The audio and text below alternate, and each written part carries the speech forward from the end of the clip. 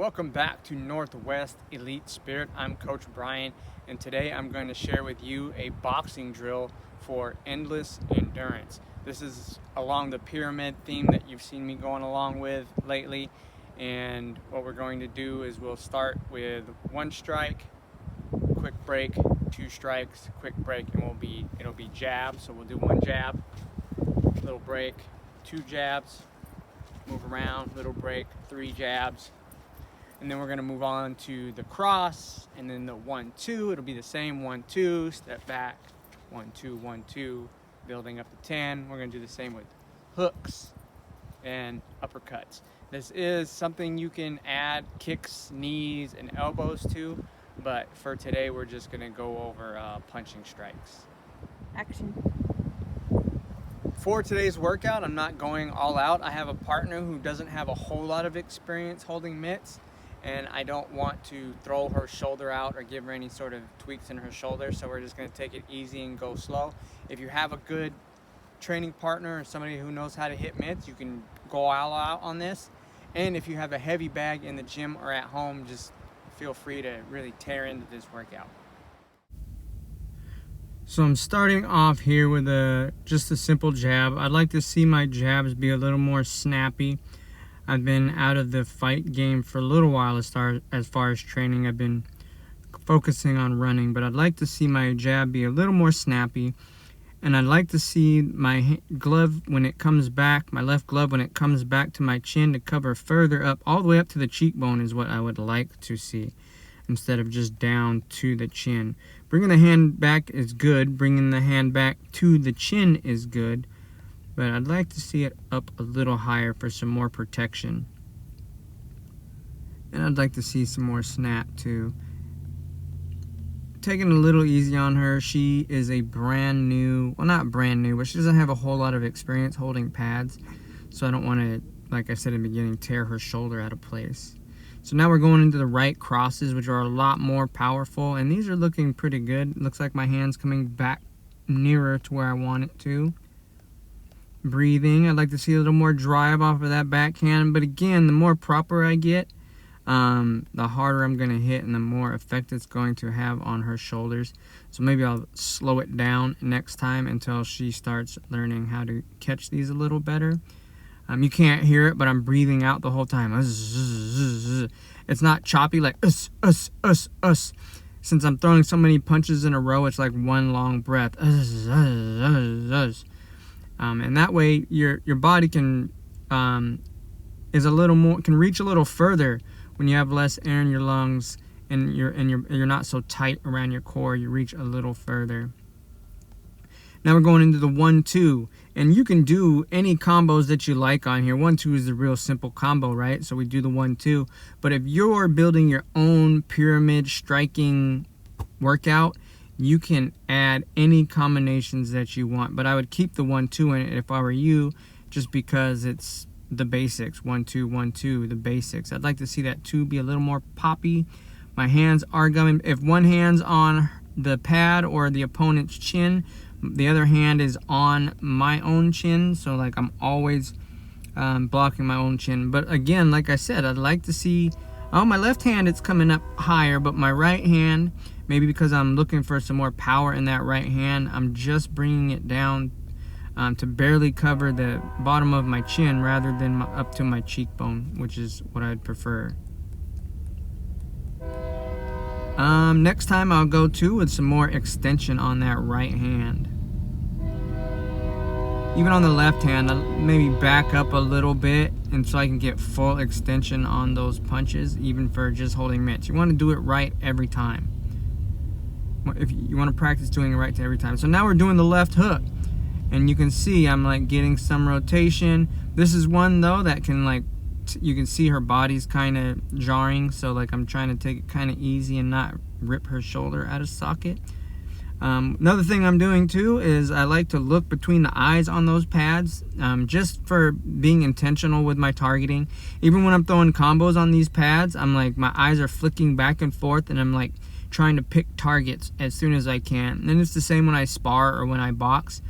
It's like I'm picking targets. Of course, if you want to be sneaky and fool your opponent, You'll look at one target and throw the hand to another, or you'll be less conspicuous with your target choices.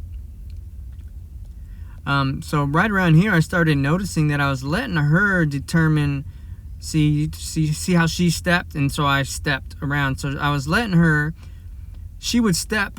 I don't know if she knew she was doing it, but she would step away, and I would step a certain way, and that would I'd be reacting to where she was stepping. So I started moving around more of my own volition. These are the body punches. Again, I'd like to see these be more. You want to really get them body punches solid. So they drop their hands and you can reach that chin. But a solid body punch will put somebody out too. But like I was saying, I was started moving her around, and I'd encourage you, when you're hitting pads or you're sparring, that you get in the habit of you being the one deciding where the bodies go.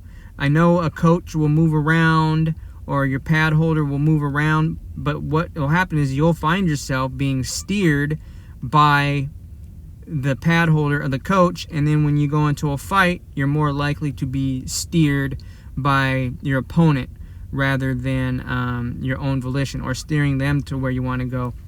Another issue pad work can result in is you waiting until you're told to go, or waiting until like your turn. Like you can't hear it here, but she's basically like saying go, and then I go. And so you want to destroy that too. And maybe I will alter the way I train here to where I'm not waiting for her to say go.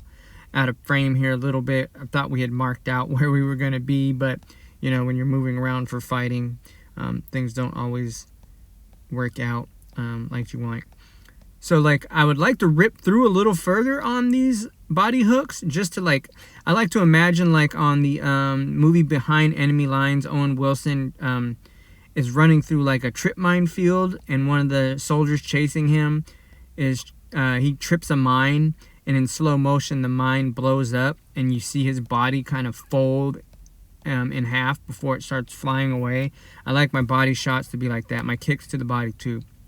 I'd like to see the opponent fold in half, but I can't do that with her because I again rip her shoulder out of socket. And maybe for these body punches you get yourself one of them body pads. Practicing the Tyson body shot uppercut here. Hit him in the body, boom, get him to drop their hands, bam, hit him in the chin.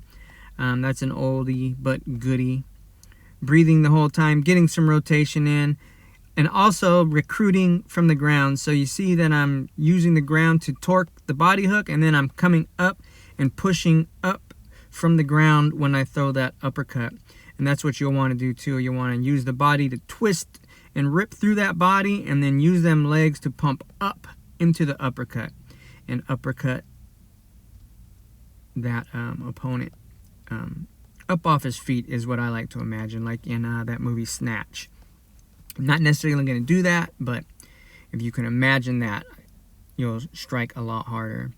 So again, now I'm starting to get in the groove, and I think I noticed here again, she's starting to move me around where I'd rather be moving her around, and so I start doing that.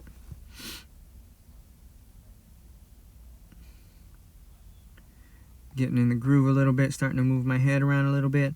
Again, so if you're working with somebody experienced or heavy bags, like really rip through that body shot and really rip that uppercut. And you're going to get more of a workout, of course, which we all like, but you're going to have more devastating punches.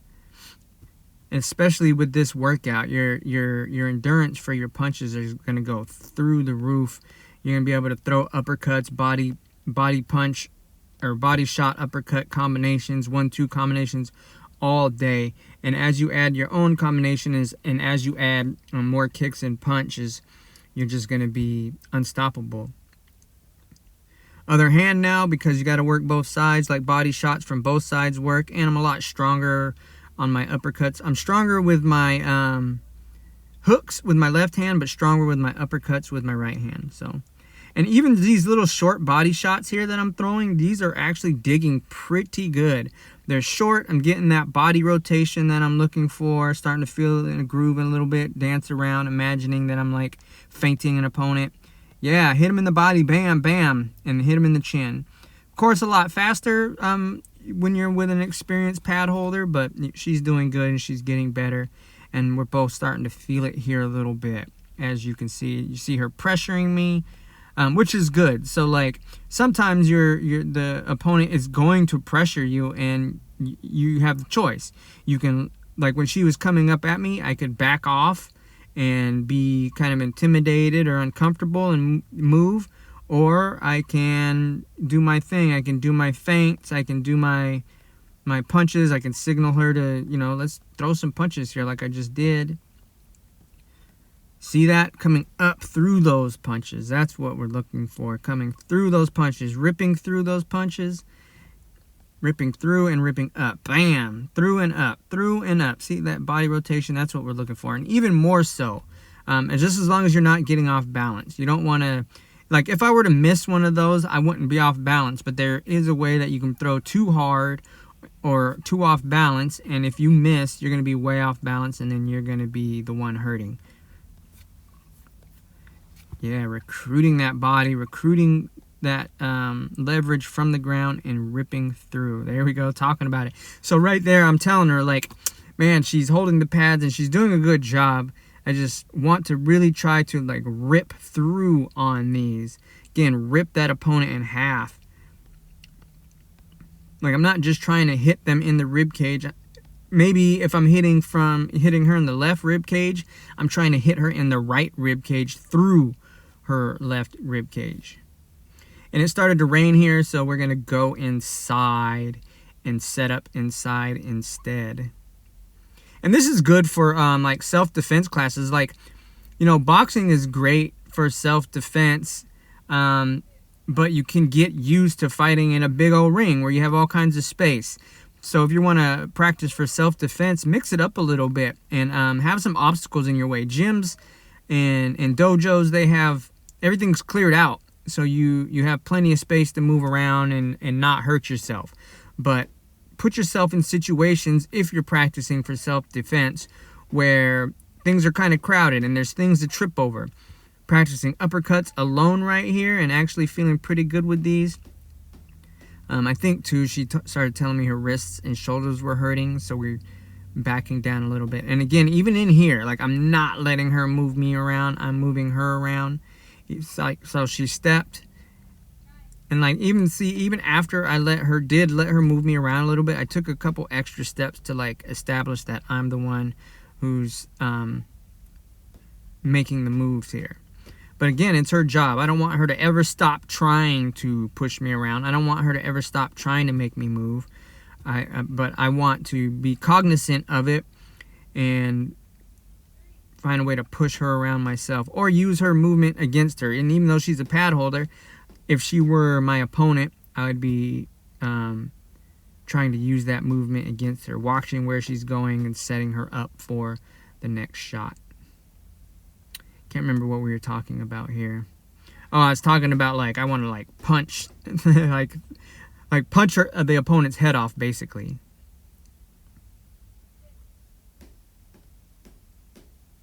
I could get a little lower with those, but if you're recruiting enough strength from the ground and your mechanics are good, even just these short little bop bop, there's a lot of power in those. And if I were to turn the volume up for the sound of this video, you could hear them bop bop bop bop bop bop. Yeah, good stuff. Feeling good. Moving around. Hands are up. I was gonna say my hands are a little low, but that left hand is pretty good. That right hand during the combination isn't coming back to where I want it. Hands are too low there, obviously. Nice. To finish this off, I'm just gonna bop it out until I can't bop it out no more. Okay, go.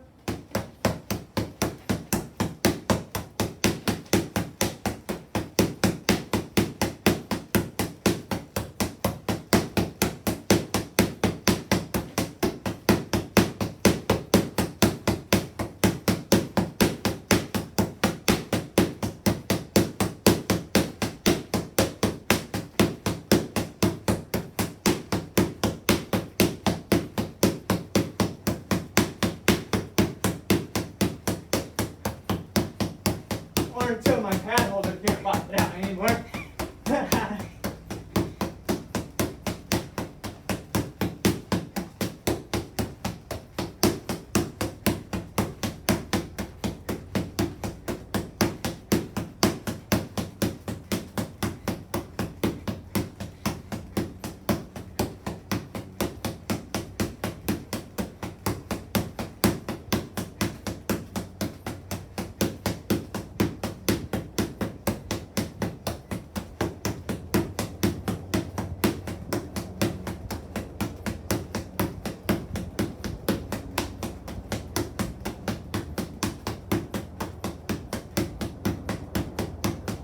I don't know if I'm ever gonna get tired. Are you? Huh? Alright, that'll do it. Once again, this has been Coach Brian with Northwest Elite Spirit, and this has been boxing drills for endless endurance. It's another pyramid challenge that you can do with somebody holding mitts or with a heavy bag. You can also take turns, so after you're done doing your jabs for your rest period, you can hold the mitts for your partner and you can build it up that way. We went through jabs, crosses, jab crosses, uppercuts, hooks, body hooks, 2 uppercut combination. You can add elbows, you can add knees, you can add all the kicks that you want, and this pyramid challenge will give you, again, endless endurance. Don't forget to hit that subscribe button if you haven't done that yet. Like, comment below how you like the challenge, how it has worked out for you, suggestions to add to the challenge, or suggestions you have for me in my form. Of course, share this, but most importantly, practice. For access to my suggested library, my blog, my shop, and my elite athlete performance packages for personal training, go to northwestelitespirit.com. Thank you.